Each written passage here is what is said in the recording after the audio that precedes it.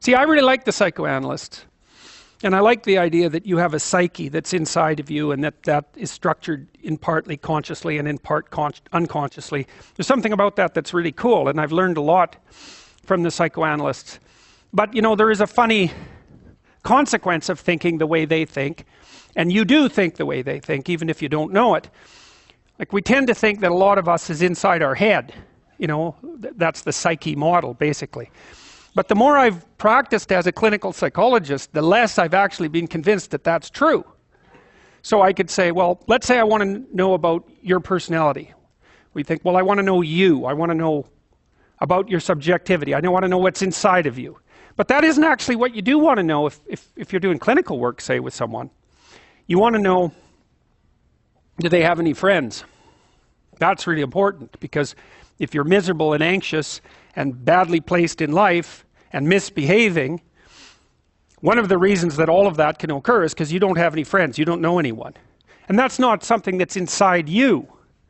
It's you localized in a broader sphere. And then you might say, well, do you have a job? And, well, let's talk about the job. Do you actually make enough money with your job? Is it satisfying for you in any way? Are you bullied all the time when you're at work? Does it provoke anxiety? Is it a career that allows you to go somewhere? Are you overworked? Well, but let's start with just the first question. Do you have a job? Well, if the answer to that is no, you have a serious problem, and that might be to depress you and make you anxious and hopeless and nihilistic and all of those things. And you could say, well, you're not reacting very well to not having a job, but that's kind of a foolish objection, even though some of it might be true. One problem is that you're not reacting very well to not having a job, but another problem is that you don't have a job, and that actually constitutes a problem, right? You don't get to eat, you don't have a place to live. Those aren't psychological problems precisely, even though a psychological problem could make it worse. Well, are you as educated as you should be? That's another question. How do you handle drugs and alcohol? Are they taking you down a bad pathway? You know, what about intimate relationships? Do you have one? Do you have a plan for one? Or is that a never-ending series of catastrophes or something that you avoid completely?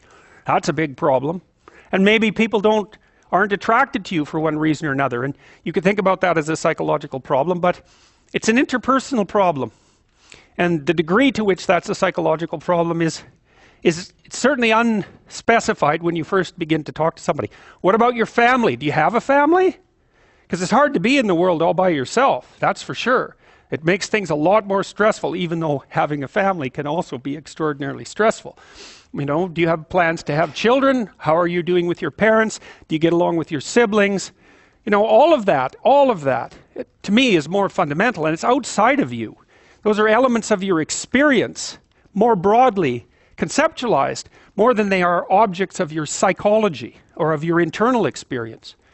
You know, it's sort of like, well, a person is a creature that exists at multiple levels of analysis, right? Something might go wrong with you at a cellular level, so maybe you're born with a genetic abnormality. So something's wrong with you molecularly, or you have something wrong with a major organ, or maybe there's something wrong with you psychologically, or maybe you're in a pathological family, or maybe you're stuck in a pathological social system. And figuring out why you're suffering means going up and down those different levels, trying to specify the appropriate level for analysis and also the appropriate level for intervention. And for me, as I've said, even though I'm a great admirer of the psychoanalysts, and I do things like dream analysis, which I really find incredibly useful and enlightening, the fundamental level of analysis is, well, what's your experience structured like exactly?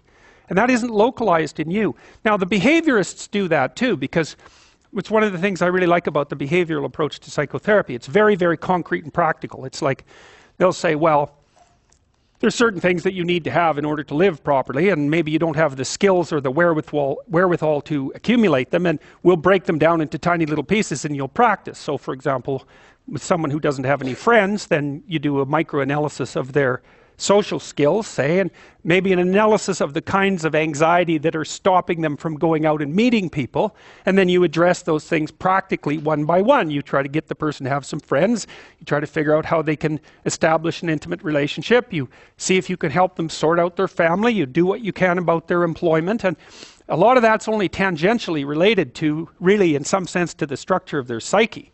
But one of the things you'll see if you work as a clinician or as a counselor is that most of the time people come and see you because they have problems, not because they have psychological problems. And those things are not that easy to distinguish. You know, it's sort of the psychoanalytic idea is sort of like, well, if you just got your act together, everything would work out for you. It's like, yeah, there's some truth in that. But you know, if you're 55 years old and you've just been laid off work, and maybe through no fault of your own, it isn't obvious how much getting your act together is going to help you find another job, because the actual problem that you're facing may have relatively little to do with you. And that would especially be the case if you're maybe on the bottom half of the intelligence distribution, for example. And so it isn't as easy for you just to go out and pick up new skills at the drop of a hat, you know, and that gets harder as you get older because your IQ actually declines quite substantially as you get older. The working or the fluid intelligence part, anyways, exercise can keep that at bay, by the way. It's the best way to keep that at bay.